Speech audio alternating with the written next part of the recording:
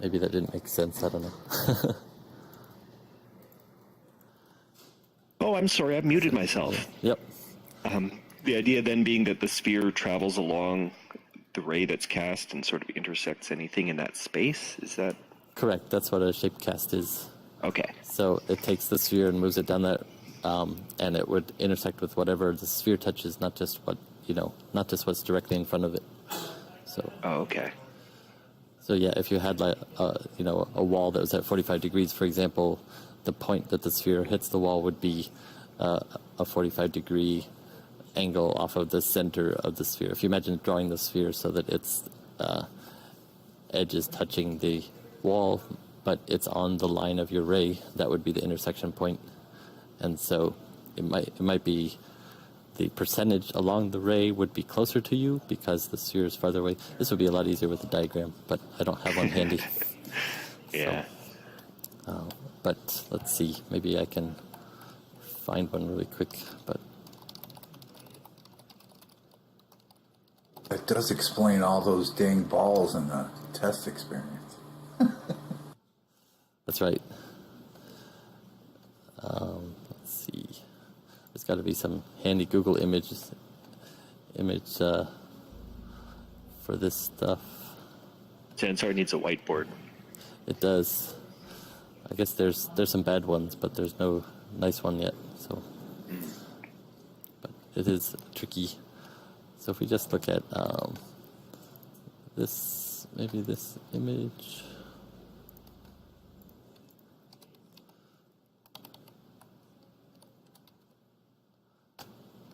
So when the gotta manage my windows properly, but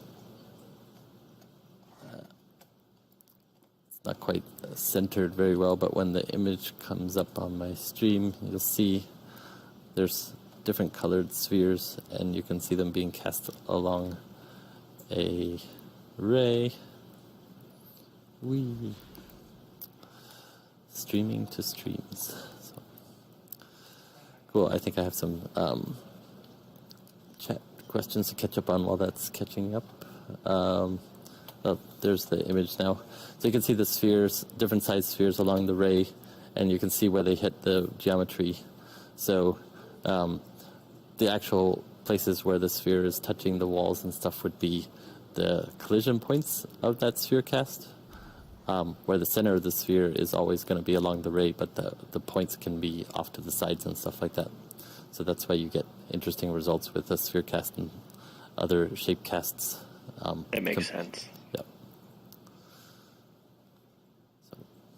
I just didn't know whether it was projecting a sphere like the whole way, or whether it only did it at the end and then like radiated a shell of casts from where the sphere ended up, or like how that worked at all.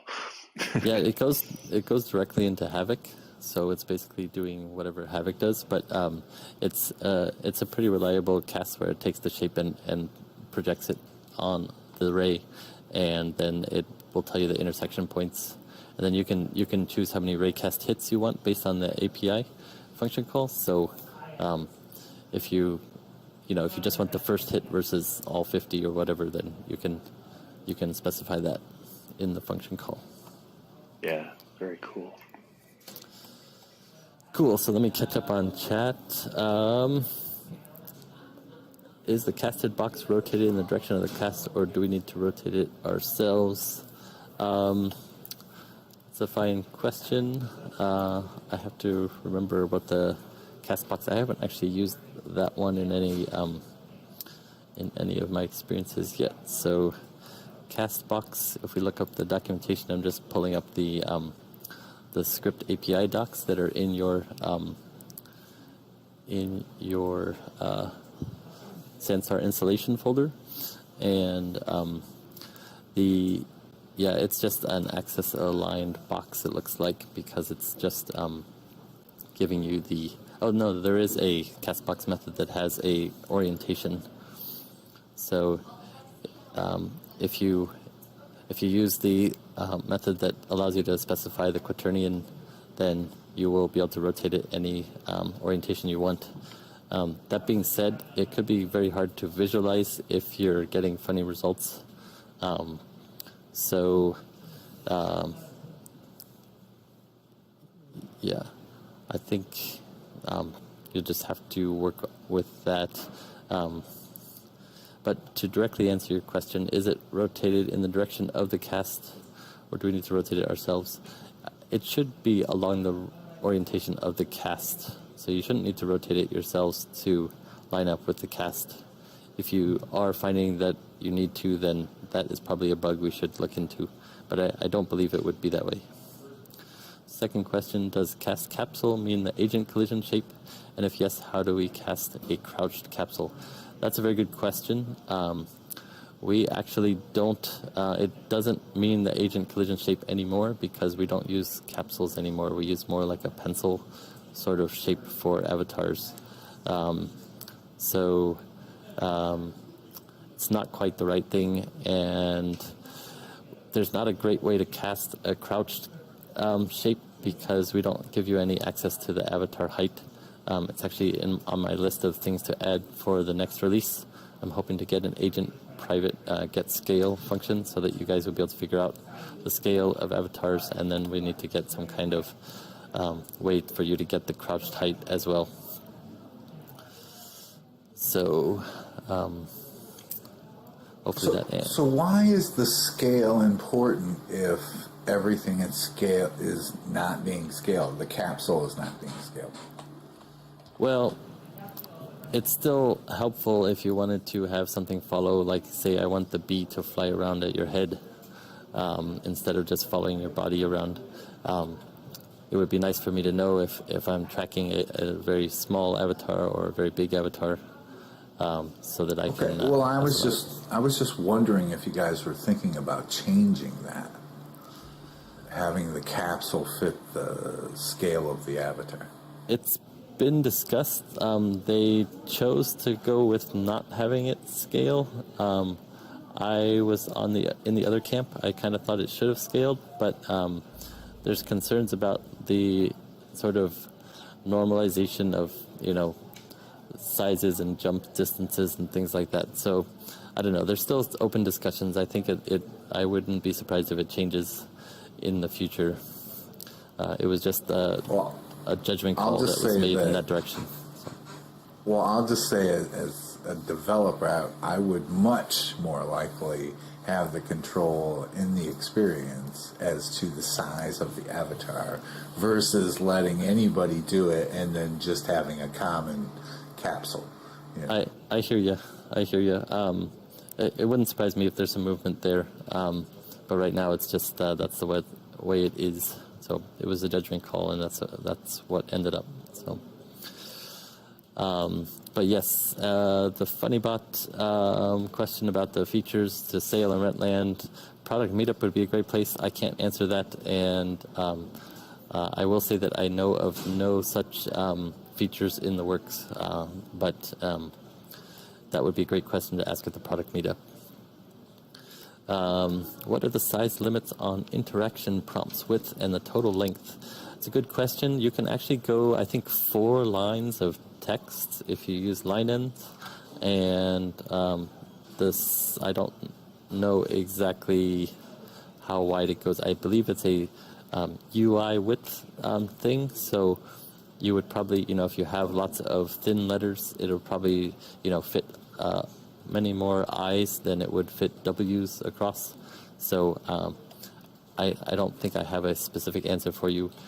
In terms of the total length of the string, I think there is no, there is an upper length, but I think it's quite generous, and you can put more text in there than will actually render on the screen. So I think you can use however much you want. I was kind of asking because I noticed you go so many over, and then it cuts off unless you do a line return. Right. So I'm going to use a regular expression, but I was just kind of wondering if there's a set length so I can parse that out. Use the regular expression to put in to insert line returns. Yeah, I think you're going to have to play it by ear because it's really going to depend on what the letters are, because it's the font does not have constant width letters.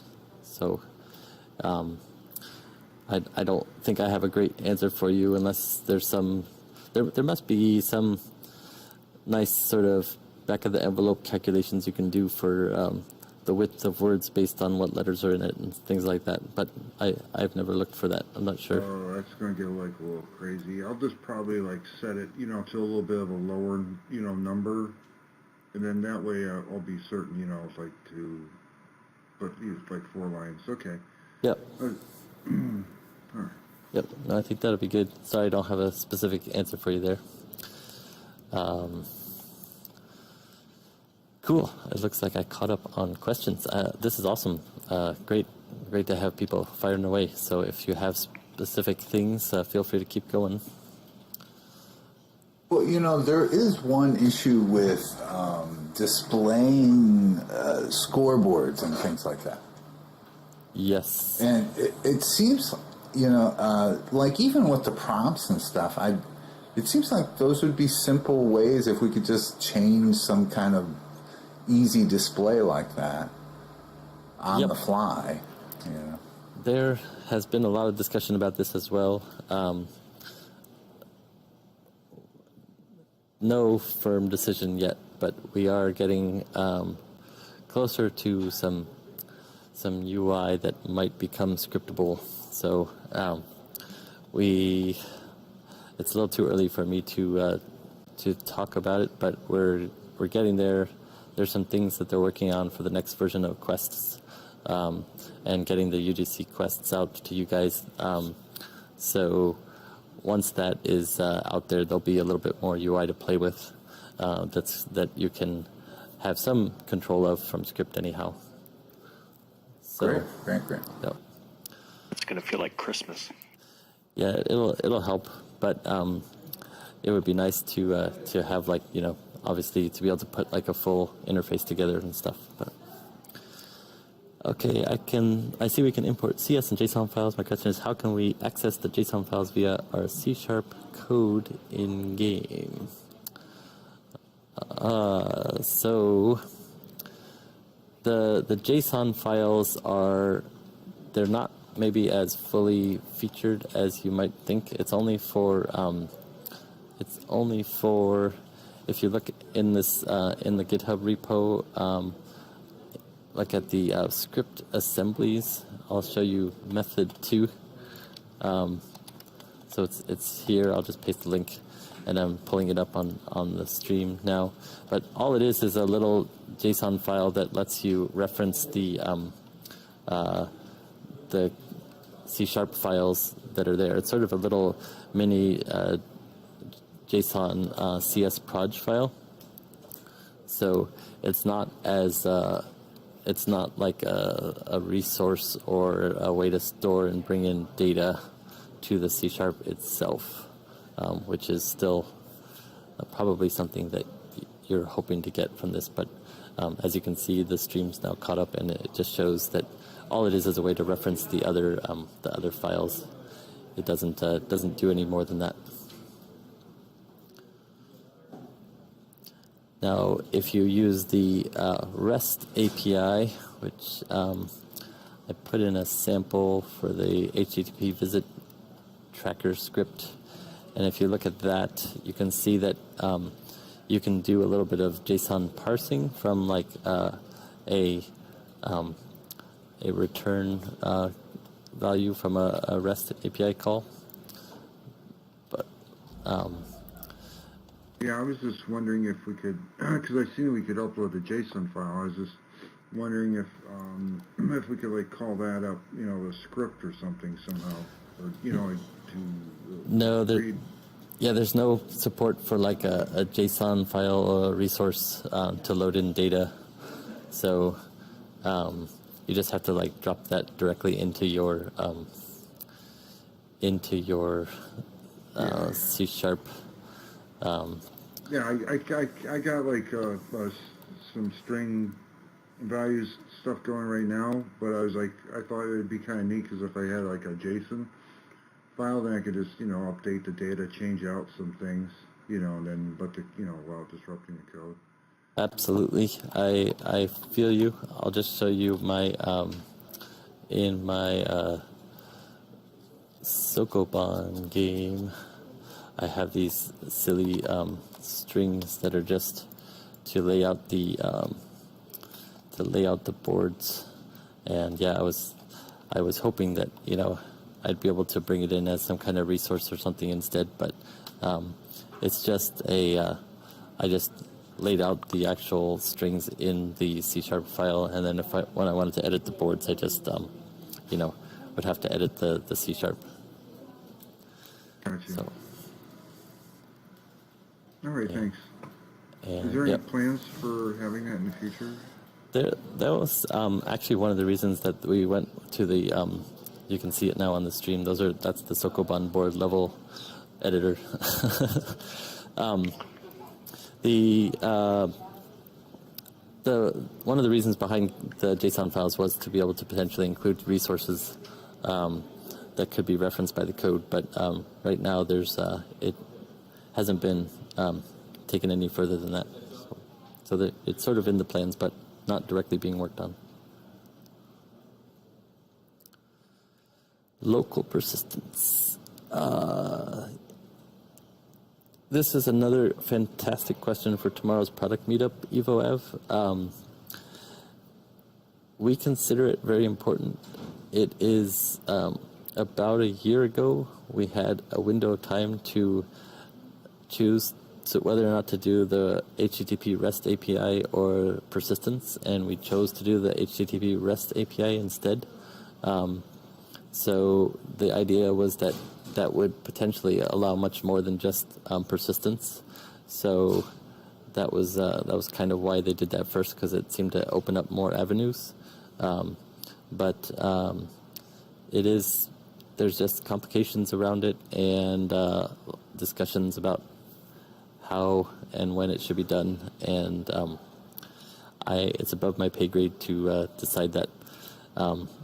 But it is keep asking for it, and make sure the product team hears it, and we can get it prioritized and hopefully out to you guys.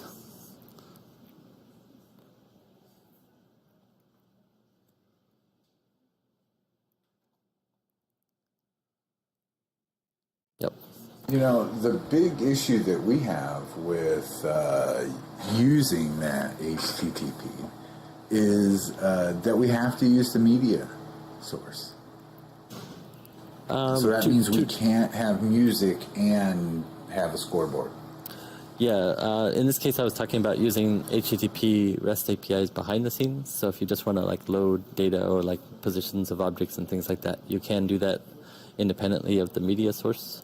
But yeah, in terms of being able to display a leaderboard and have streaming music and stuff, the best you can do is to try to use the audio stream for the music, and your media source has to be taken up by your leaderboard or whatever. So there's no workaround for that right now. The audio is totally separate? The audio Even streams if are you're separate. using an outside source? If you use a shoutcast, yeah. Only a shoutcast, though. It is, but it's a shoutcast URL. So, and it was updated recently to be able to. It used to be 4 preset audio URLs, and now it works just like the media source. So you can. There's an override audio stream API function now, Right. and so you can change it and potentially have a large number of different audio sources to pull from. Okay, definitely we need to do that. Yeah.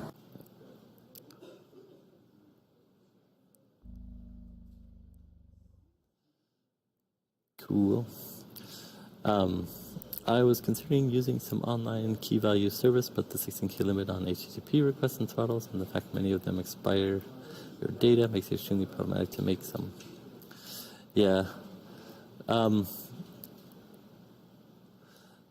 The throttles shouldn't be as bad as they used to be. I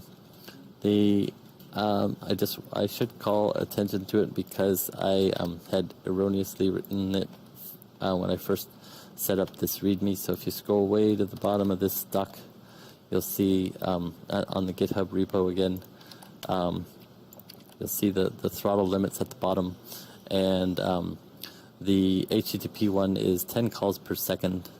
So that should be pretty forgiving in terms of like allowing you to do quite a bit with it. But yes, the 16K limit is a thing for sure, and if you don't have complete control over the return data, you might get into some interesting things. So yeah, it used to say 60 calls per minute evo. That's why I was bringing it up on the stream, because I updated it more recently. It's now 10 calls per second. I had bad data there, so yes, sorry about that. I'm glad someone's looking at this, but yeah, I had to update that to the right value. So now it's 600 per minute, which should be much better. And the stream's showing the wrong window, so that's my bad.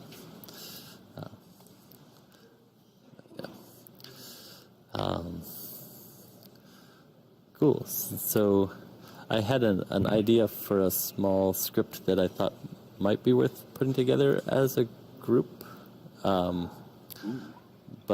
it's not anything super fancy. I just thought it was a kind of brainstorm on my way to work this morning of like what to do if nobody asked any questions. But you all asked lots of good questions, so I didn't have to do that. But I can dive into it now if you prefer, unless there's more questions coming along.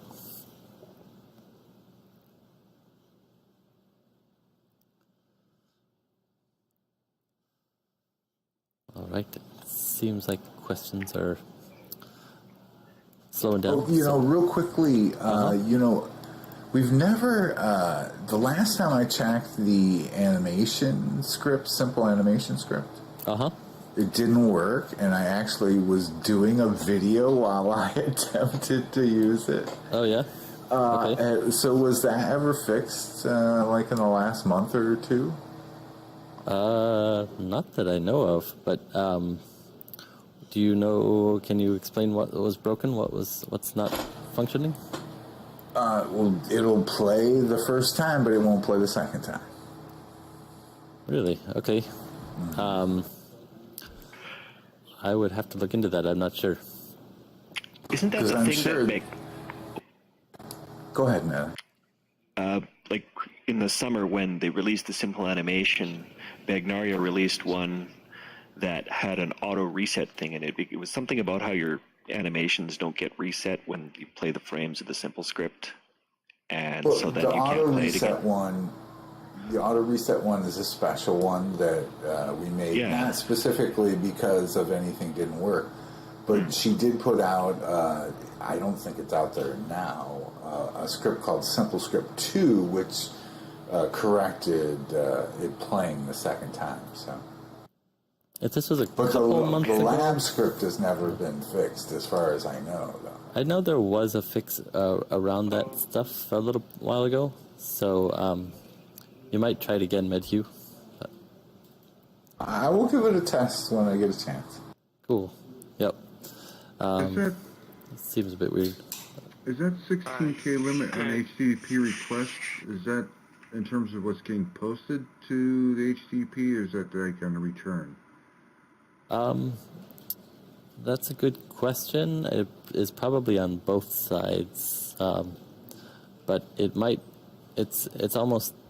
I mean, it's definitely on the post. I don't know if it is also on the other side of it, on the return value on the get.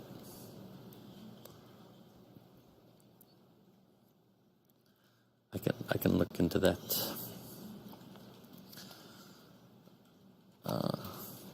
Cool. So what I was gonna propose was just something that it seemed like it could be a handy script, like a chat command to be able to put into an experience.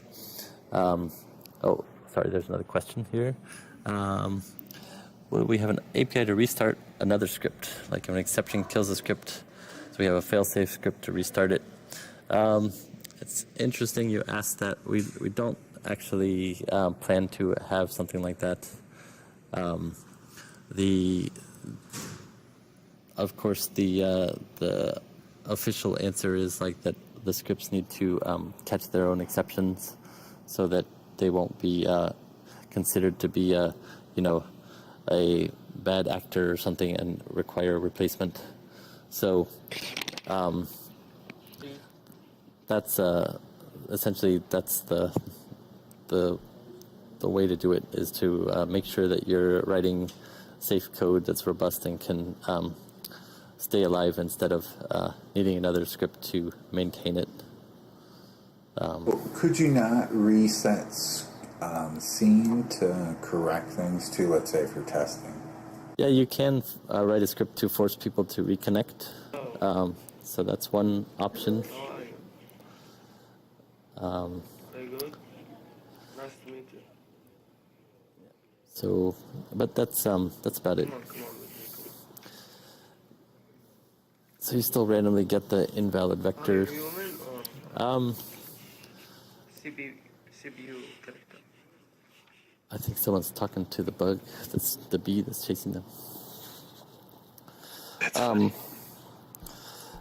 The invalid vector, I haven't seen that. I guess I'd be curious to know what your setup is. Maybe it's worth trying to debug what's going on there. So,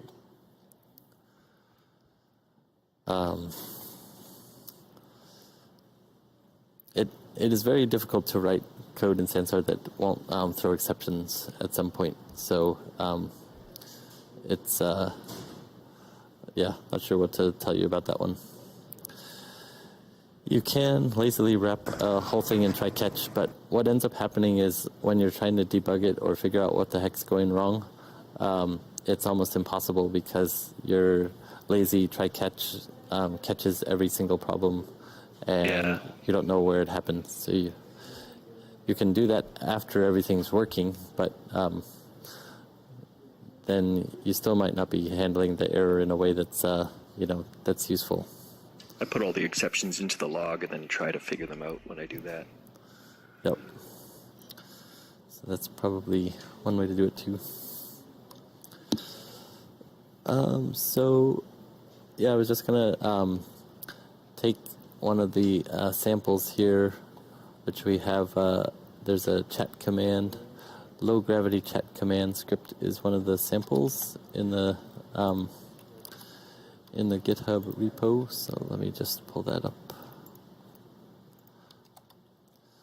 So in dialog windows, what are the limits for text, and does it auto text wrap?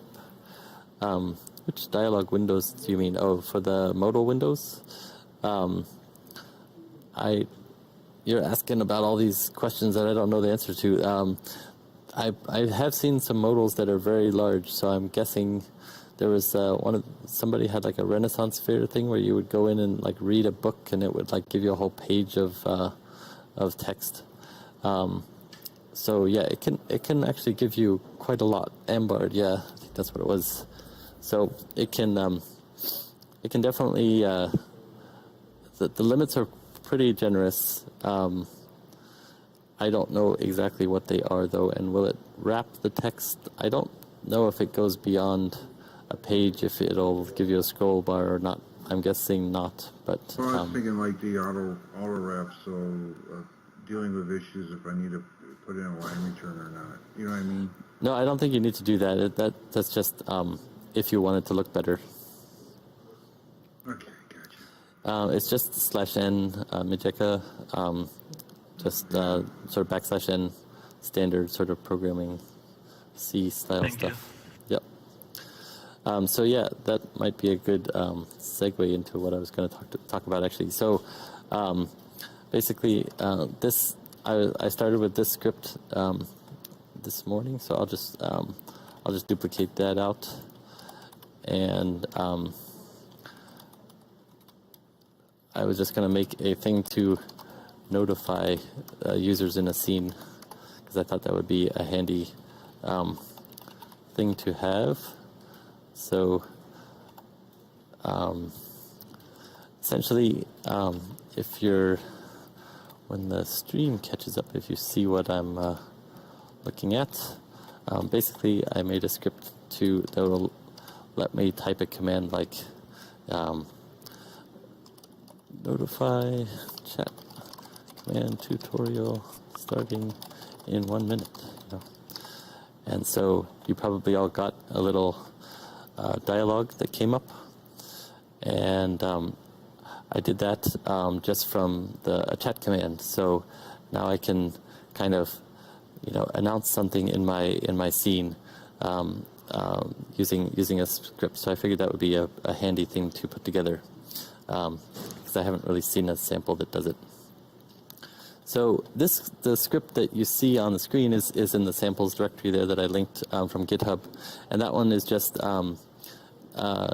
all it is subscribing to the chat data and then looking for someone typing /set low gravity, and if it happens to be the owner of the scene, which is what the if agent check there does, then it goes ahead and applies 15% of Earth gravity.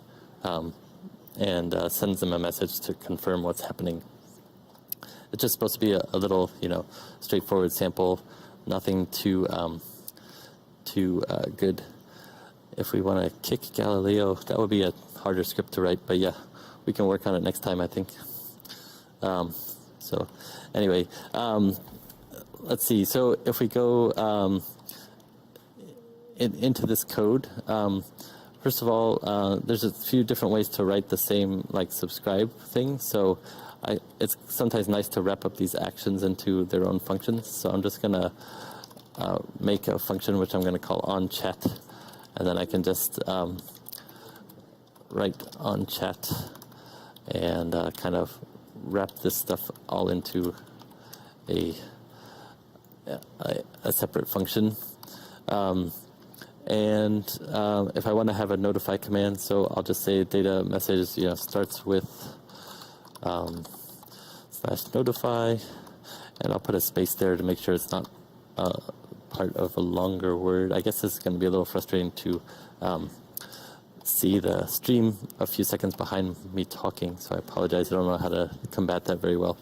But in any case, so if it starts with /notify, I'm going to check to make sure that it is the owner. In this case, I'm going to reuse the word agent, so I'm just going to clarify that this is the sort of source of the chat command, and we'll make sure that the owner is the owner of the scene.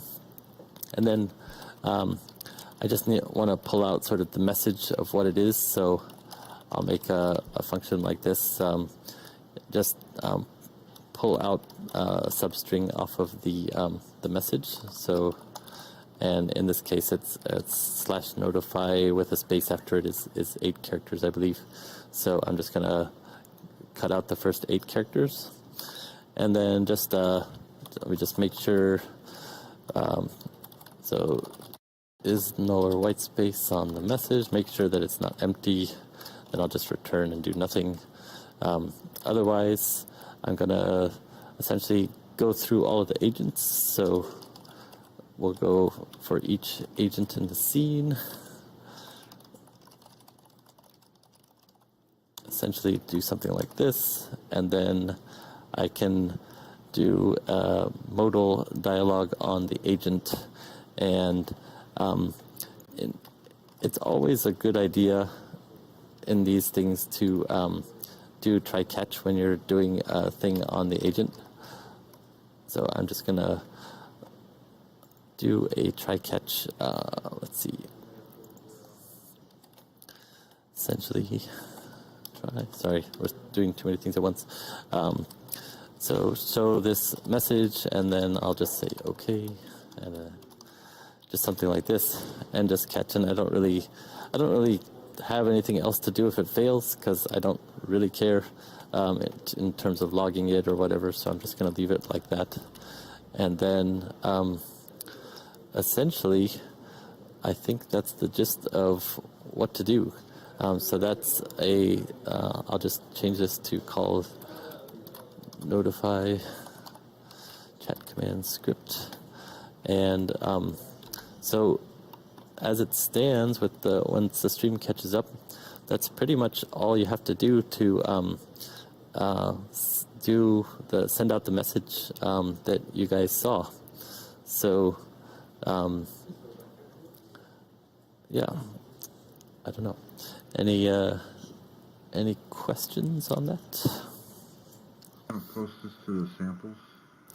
Yes, I will add this in after this stream session is over. I ended up writing a slightly different version before this meeting, just to kind of make it a bit more, nicer to use. Let's see, I put in,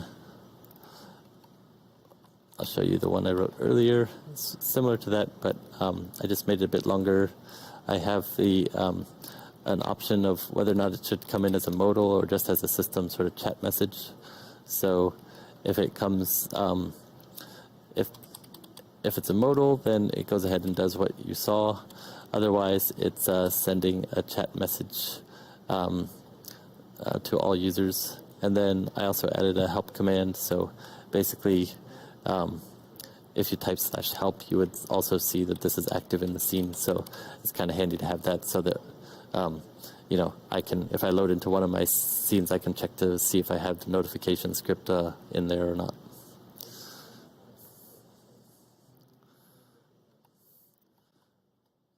And yeah, that's about it. So I'll post this into the samples with maybe a tiny bit of cleanup after this meeting.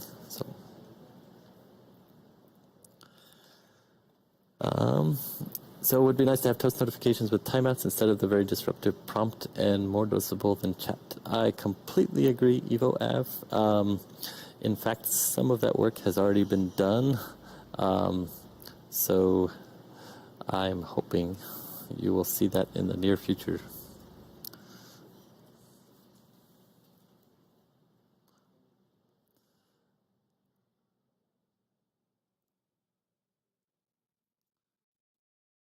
Yeah, cool. So anyway, I didn't really stop for questions during that, but I did want to, just talk to the TryCatch stuff. Whenever you're doing something like sending a chat message to a client or to an agent rather, or doing something like that, it's really a wise move to keep your scripts running, to have the TryCatch around it, because agents come and go often. The other thing I wanted to call attention to, just in case it's not known, is how to set the default values for the properties. So in this case, I have this modal notifications as a bool property, and since that's kind of like the default behavior that I imagine the script would be used with, I just give that a default value of true instead of because normally a bool would come in as false by default. We don't get support for more than 2 options in modal windows. This goes back into the scriptable UI question. It's not coming quite yet, but it is. There's definitely discussions, and it'll happen someday. But right now, we're just stuck with the two buttons.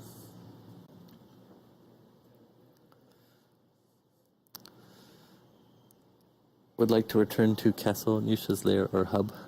Yeah, you'd like to have 3 buttons. Yeah, that would be cool. Scriptable UI, not exactly LTD. There are some elements that are coming that will be just a few more things in the toolkit that can be scripted, but it's not a fully scriptable UI.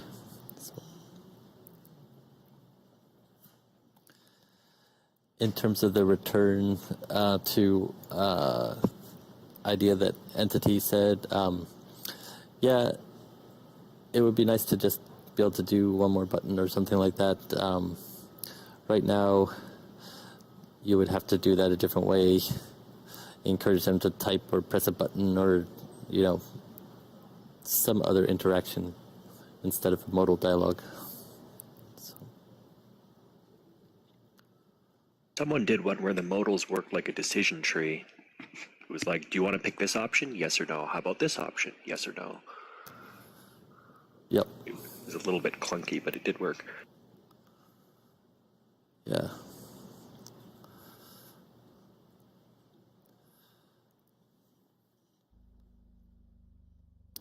Makes perfect sense, though.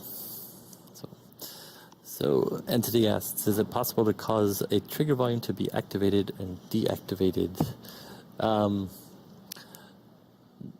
Not the volume itself, but the script that's responding to it can be activated and deactivated. So that would be the way that I would do it.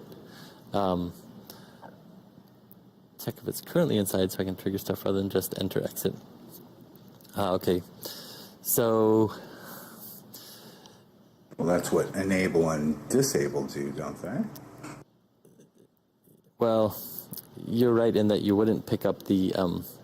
you wouldn't pick it up. Yeah, that's what I was going to get at. Limited is that there's it won't be a polling operation, so you'd miss the enter and exit, so you wouldn't get your thing. But in the scene API, so if you look at the all of these shape casts and stuff, there is the, what was I looking for? It's the you can get the closest points. That might be helpful, but yeah, you're going to have to do something in addition to just turning your script on and off. You're going to have to cast a box, whatever. You can look at, though, in the simple visitor script, it might have some helpful stuff for you there, because essentially what you could do is to just have your enable disable operation be separate and just manually trigger the events. So basically have the script running all the time and track exactly what's entering, and then when you actually do your enable event, you already know what's in there, so you could just immediately respond with the event for the people that are inside your box already. So I would probably do that and just have that going.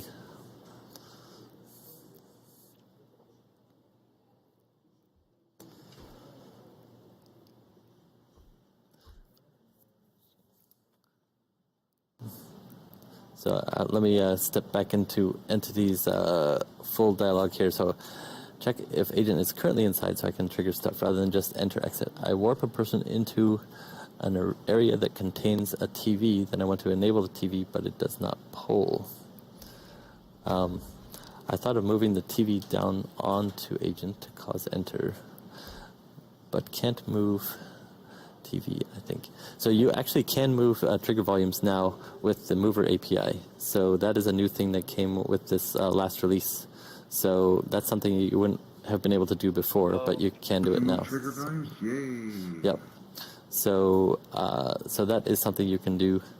Well, you could kind of do it before. It just you had to use an animated object and use its collision. Yeah. It wasn't a reliable way to move it, but so. Hello. And we need a way to attach trigger volumes to objects. Yes, we absolutely do, and it's on the way, but it's still going to take a little bit. And don't worry, the bee will chase. But so yeah, it's just it's. Yeah, it should be there. If you notice, like, you can now do the parenting stuff in Edit World.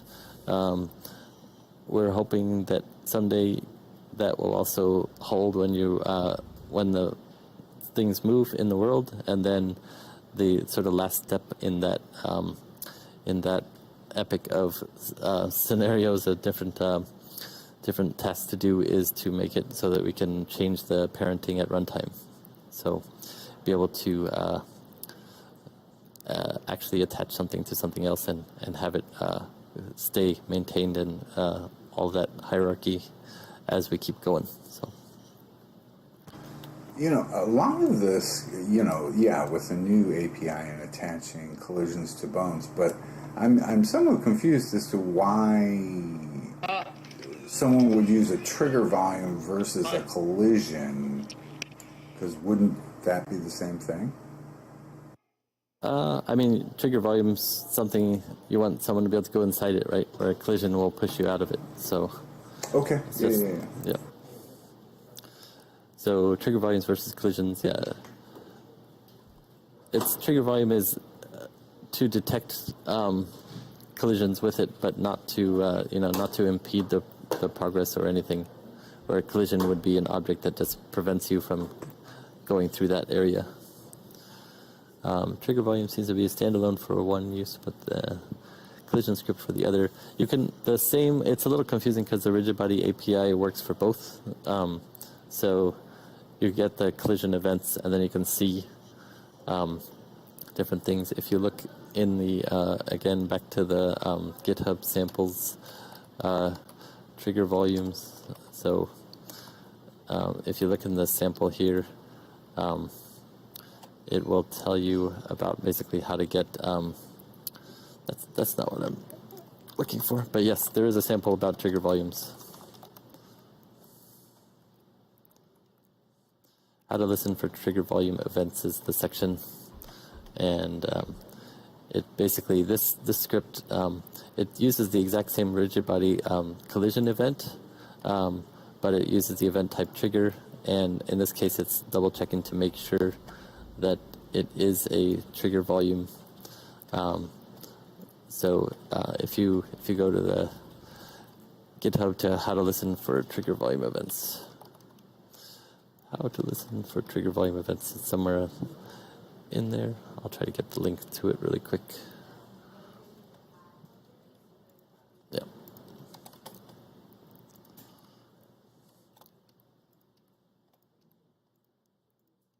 Leslie, one issue we have when making a game and stuff is to know which agent did something or dropped a ball or whatever.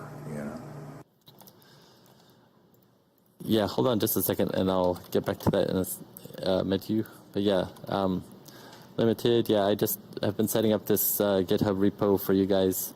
Tons of info in there and samples and stuff. So I hope it's useful. Yes, of course, and questions and feedback, please pass it along to me. It'd be great. Sorry, reading back some questions here. Is there any trigger push equivalent like a buffeting wind? There's no built-in thing to do that. The thing you want to do probably is to apply a force to objects that are within the trigger volume. So you'd use the rigid body collision event and then apply a force to that rigid body.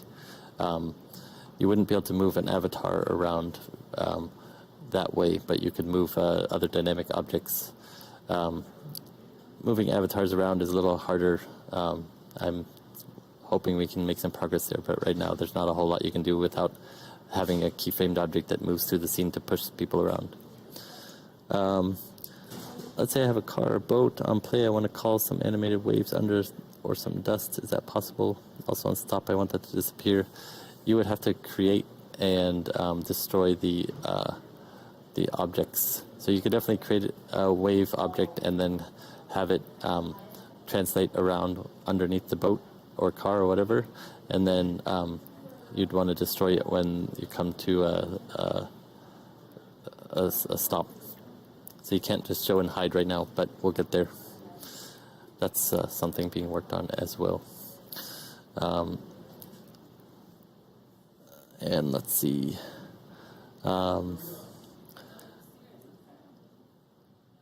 Discord, I didn't know it was updated meeting. And then we had Medhugh's question. So you were talking more about who released an object or who threw an object, something like that? Right, exactly. Yeah, it's just going to require tracking on the object itself. So there is now the get held object info. Right. So you would have to listen for the release event and then just have a script running on the object that keeps track of the last person to release it.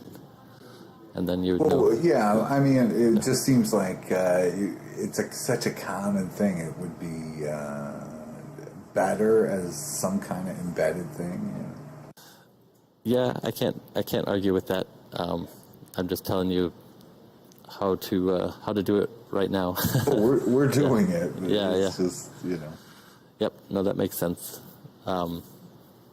Yeah. I'm not sure exactly where that would go in the script API, but yeah, it's a. I'll note that down and see if I can find a good place. I mean, there's a number of ways you can do things. I mean, even just proximity to something, you know. But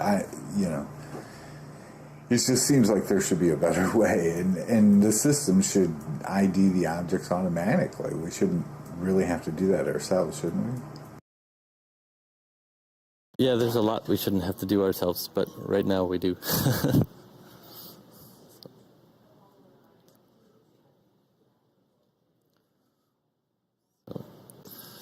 Cool. Sorry.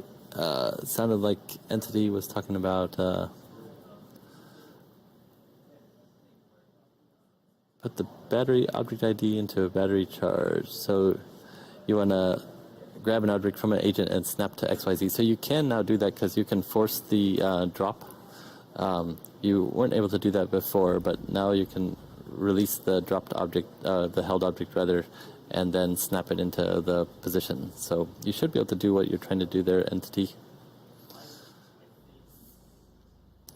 You can also make objects that if you pick it up, you wouldn't be able to carry it out of a trigger volume, because you could have it when it exits the trigger volume, it would drop.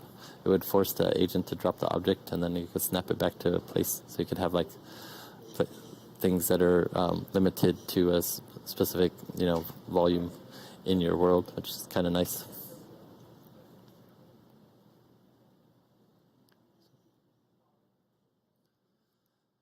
Cool. Well, I think we're kind of wrapping up in terms of the time.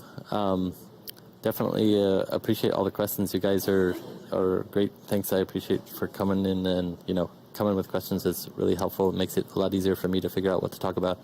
And reach out to me anytime. I'm just gonna keep pimping the GitHub repo. So I'm hoping it's helpful. The table of contents here with this how-to list in step, in item number 4 is meant to be as is meant to be as useful as possible. And like I've already started using it myself. When I go to write a script, I just go in here and use copy that code as starting code for whatever I'm about to do. So hopefully you guys are finding it helpful too. And I will try to get a sample put together for Kung Fury here on an animated object and movement and stuff. So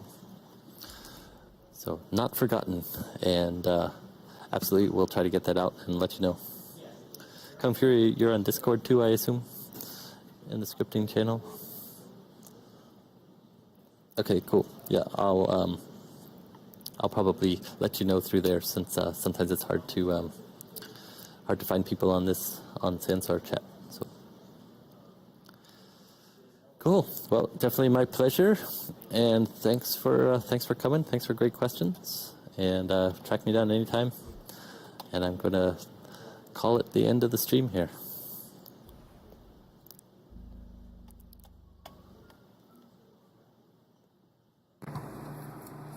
All right. See you guys later. Hope you guys have fun today hanging out with Big Naria. Yeah, it'll be great to meet her in person. Looking forward to it. All right, see you guys later.